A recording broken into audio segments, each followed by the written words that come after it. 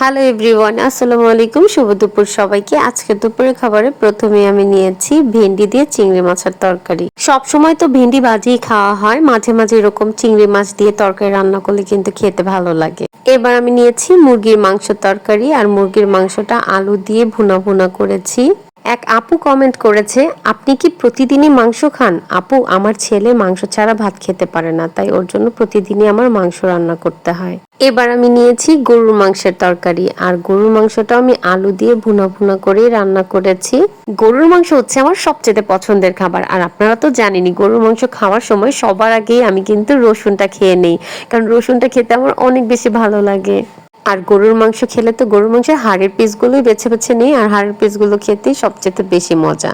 গরম গরম ভাতের সাথে ঝাল ঝাল গরুর মাংস ভুনা খেতে যে মজা, এই মজাটা কিন্তু আর অন্য কোনো খাবারে পাওয়া যায় না। এবার সব শেষে নিয়েছি ডাল, আর আজকে বাসায় আম ছিল না দেখে আম ডাল রান্না করতে পারিনি, অনেক মিস করেছি আম ডাল। তাই গরুর মাংস দিয়ে ডালটা দিয়ে মাখিয়ে তারপর বেশ মজা করে খেলাম। আলহামদুলিল্লাহ, এগুলোই ছিল আমার আজকের দুপুরের খাবার। Thanks for watching. Tata, take care, আল্লাহ হাফেজ।